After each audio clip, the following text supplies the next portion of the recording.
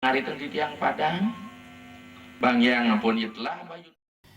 Ida Pandita Empu Jaya Acaryananda mengatakan di era globalisasi saat ini banyak perubahan dan modernisasi terjadi yang menyentuh beberapa aspek kehidupan dan keagamaan. Beberapa perubahan itu berpengaruh cukup buruk atau membuat aspek keagamaan mengalami kemerosotan.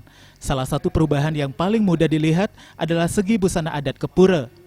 Modernisasi turut membuat penampilan busana adat Kepura bagi kaum Hawa semakin semarak.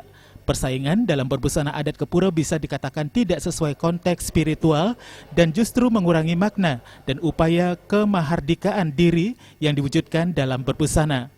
Untuk itu pemerintah ke depan melalui lembaga agama dan adat diharapkan segera melakukan koordinasi agar dapat menciptakan patokan yang baku sesuai pakem yang dijadikan pedoman berbusana adat Bali Kepura. Kita beragama, kita hanya lari di material without sosial. Pembangunan attitude moralitas menjadi sangat penting. Bangun attitude moralitas agar ada rasa malu, ini yang penting. Kita ke hadapan Tuhan itu bukan untuk kontestasi fashion show loh. Ya kan?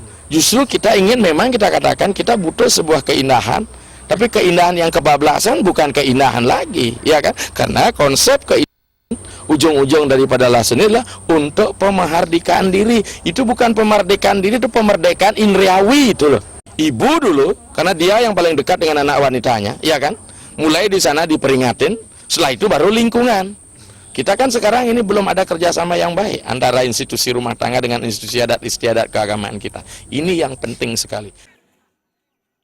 Ida Pandita Empu Jaya Acaryananda menambahkan adanya aturan tata busana Kepura yang baku bukan untuk penyeragaman. Upaya ini bertujuan menjaga norma kesopanan dalam berbusana tanpa harus meninggalkan tren busana yang terus berkembang. Suteja dan Sufiatna, Bali TV.